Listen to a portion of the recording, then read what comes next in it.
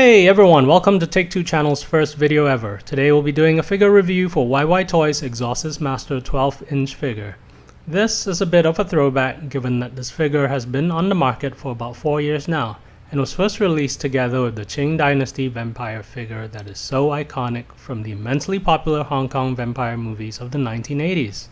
By the way, in case you're wondering why this channel is opening with a figure review of an old item rather than the latest and the greatest from the toy industry, stick with me till the end and I'll explain a little bit more about Take Two, which isn't always going to be all about toys or action figures.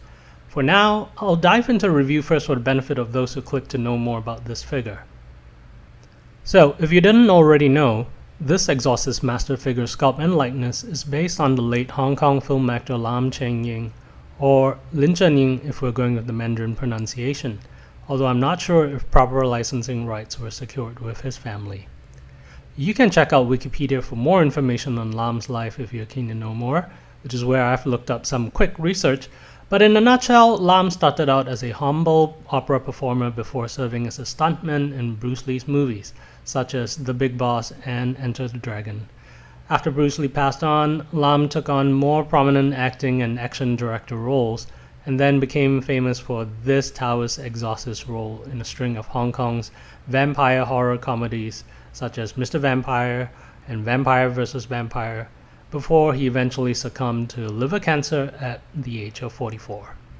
The package comes in a simple slipcase over a plain cardboard box, which in turn just holds a no-frills black sponge casing for the figure itself. Yes, it's pretty bare bones as compared to the sturdier and more elaborate bells and whistles one might expect from a Hot Toys packaging, but it is also much cheaper as compared to a typical Hot Toys figure, since it was first released for about 75 to 80 US dollars when it first came out on the market, although the price is presumably much higher on the secondary market now. The figure itself comes with a nice selection of accessories, each with a reasonable amount of detail. Starting with the apparel first, he comes with his trademark yellow Taoist robe, a dark blue shirt and pants underneath, and removable cloth shoes for his footwear. The robe itself is removable with a knot securing it at the front, and has some thin wiring sewn into the edges to allow for some dynamic posing. And while the clothing itself is removable, I won't bother, as these garments are notoriously difficult to fasten and secure back on after removal. The back of the robe sports the classic yin-yang symbol, but it's merely a sticker label and it would have been nicer as an embroidered detail instead. He also comes with a cloth satchel that has a velcro lid, and you can use this to store his geomancy compass and coin sword. The geomancy compass, shaped like the traditional Bakwa mirror for warding off evil, is nicely detailed with the requisite Chinese characters, and even has an articulated spinning needle to help point him in the direction of evil spirits hiding in ambush. The Jin Tong Jian, or coin sword, has a very intricate sculpt that shows off the individual coins tied together with red string, and while it is made of a more pliable material, the paint apps are quite nicely done to show off a convincing metallic finish. He also has a Tao Mu Jian, or sword made of peach wood, that can be held in his gripping hands, and this sword is made of a harder plastic, which will probably snap under too much pressure, but again, the sculpt and paint job detailing do make for a nice wood finish. In traditional Chinese folklore, it is believed that the bronze coins and peach wood have various auspicious and protective properties, such as warding off evil, stabilizing calamities, kind of like the silver bullet werewolf combo. The spell amulets that the Exorcist Master sticks on the foreheads of the vampires to immobilize them are printed on a single sheet for convenient use. But unfortunately, none of the 3 pairs of hands he comes with allows him to hold these amulets properly. The gripping pair of hands is meant for use with the peachwood sword, while the open hand pair would hold up well with the compass, and the spell casting pair works best for his combat poses. Lastly, while the head sculpt is a very close match to Lam's physical look, it's a pity that the headgear is not removable, as this would have allowed for an easy kit bash that could let fans recreate Lam's Royal Hong Kong Police Constable look from his 1990 movie Magic Cop. However, this figure was later released in a deluxe set that came with his prayer altar table, and I believe that one came with removable headgear.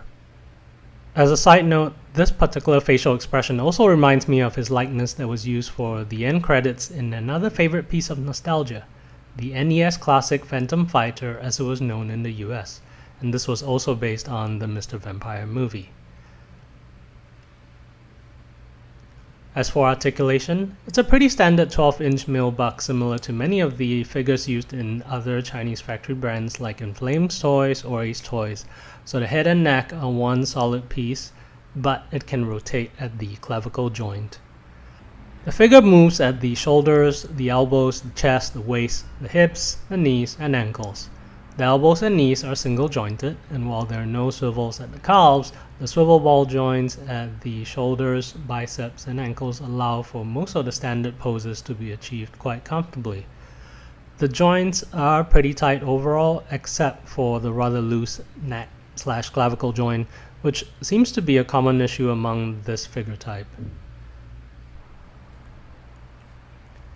For its original price point, I think it's overall a decent package, but including a flight stand would probably have increased the play value of this figure significantly, allowing for him to be displayed with his vampire buddies in awesome leaping and somersaulting poses, which Lam excelled at due to his Chinese opera training. As an added wishlist item that would have made this solo figure set really amazing, YY Toys probably could also have included the horsetail whisk that the Exorcist master used to great effect against his black magic witch adversary in Mr. Vampire 3. But what accessories he does come with here is still pretty cool.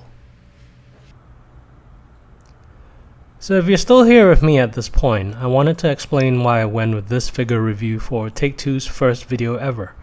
As mentioned earlier in Lam's bio, his career took on different twists and turns, most probably not by design, but he took them in his stride and made the best of what he had.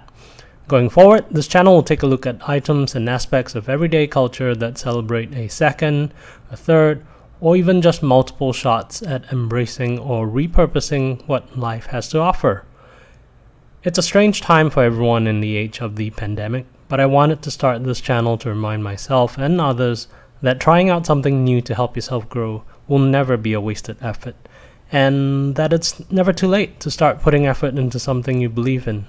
Case in point, I started recording the content for this video around this time last year in 2021, and it's taken me all the way until now just to publish it, because of so many other unforeseen circumstances that happened in the last 12 months of my life. So if you like this content and would like to see more, hit the like and subscribe below to let me know. Or chime in the comments if you have similar themes or suggestions that are worth celebrating in a similar way too. On the next episode, we'll take a look at another colorful item that has been published for a year now, and what its value and impact has been on my journey. Have a great morning, afternoon, or evening wherever you are, and see you in the next video.